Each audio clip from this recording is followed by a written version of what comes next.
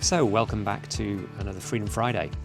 It's taken a couple of breaks, hasn't it, recently, and the last one we saw was when I was at the hustings. And you can see I've been using my Freedom Alliance Vote Martin Davies cap everywhere around Clacton.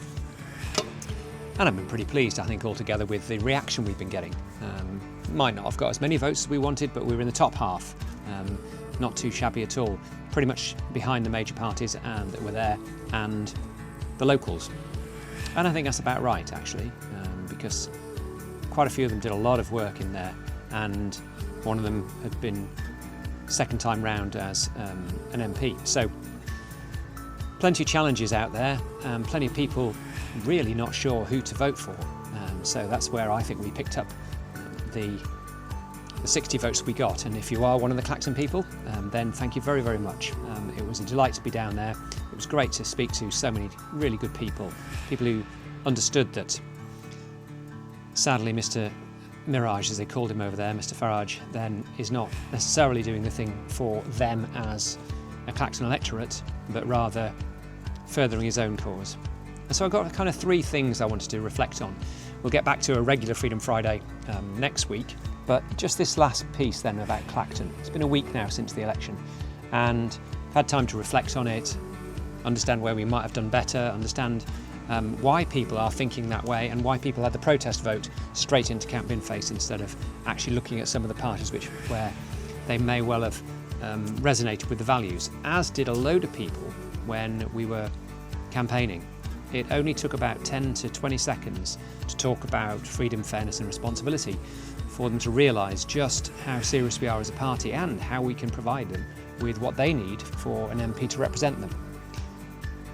On the back of that, though, it was clear that against a reform machine of hundreds of people, maybe even 1,000 people, sweeping through the villages like locusts, in the face of that we really can't do a great deal more than we did, even though people understood what we stand for and recognised it and would have voted for it had there not been a clear two-horse race set out by the media with you're either for reform, or if you're not, then you have to tactically vote and get a bin in place.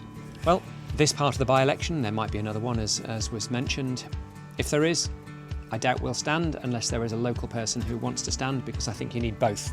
And Freedom Alliance actually agreed prior to Clacton that we wouldn't usually stand MPs, or at least support MPs financially.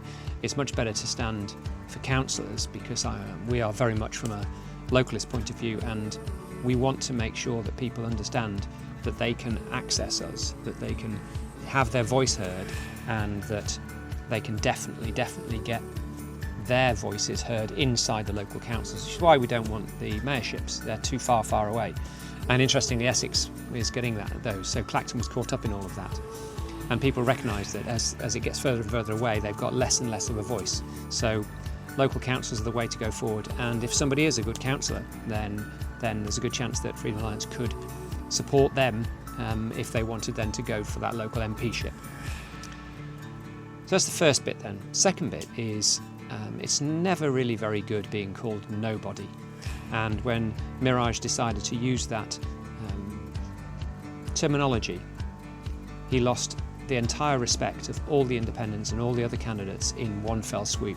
If we felt sorry for him about his threats, etc., that he had allegedly had to his family and to other people, and these are serious things, they really shouldn't happen, but any sympathy or any respect we had for him against that vanished in an instant when he decided to describe demeaning himself at the count if he had to go and stand by a bunch of nobodies. I think what the real thing was at no point during that campaign did he debate anything with us or anyone else.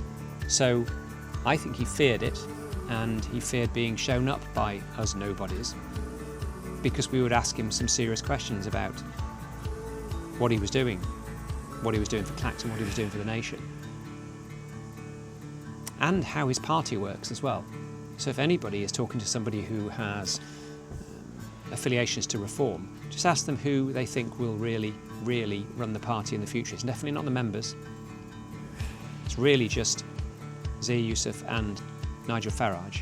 And that will continue to be the case for a long time until they change the party structure. Some of their policies are relatively close to ours as well, which is quite an interesting point. The challenges they recognise, as do we, but we go about it in a completely different way. We bring it from a point of view of principles rather than a point of view of, oh, the zeitgeist and policies is this, so let's go and grab hold of that and be populist. That doesn't mean to say they won't put them in, but I have my doubts as to whether or not they will be less of a U-turny party than Labour have been. So that's the second point. And the third point is, what next? Well, I referred to it just a moment ago about going towards local councils and encouraging people to go and stand in those local councils, and they're coming up in May 27. So this is really the first call out post that by-election for anybody who's feeling that they want to stand under the banner of Freedom Alliance with the support of Freedom Alliance in those local council elections. And I would love to have as many as possible, as many as we did in the past as well, where we had over 50 across the country. So if you are thinking about it, and you can just be a paper candidate, we will do something about this in the next couple of weeks then to show how relatively easy it is to stand for a local council or a local councillor position. And we'll look to see just where they are being available in May 27 and who therefore can stand. So let's have a look at those. Let's see if you want to stand for those. We'd love you to. We'd support you to. We have our livery, we have our caps, we have our t-shirts, we have all sorts of things if you do want to campaign, and we come out and support as well wherever we can. It really is interesting speaking to the public and seeing them understand exactly what we stand for and that they recognise it almost instantly. And then it's a question of whether they really want to support us, and that's what you can do. We can encourage it and encourage it and encourage it. And over the next 6 months, 8 months maybe, we'd like to see that happen. Thank you.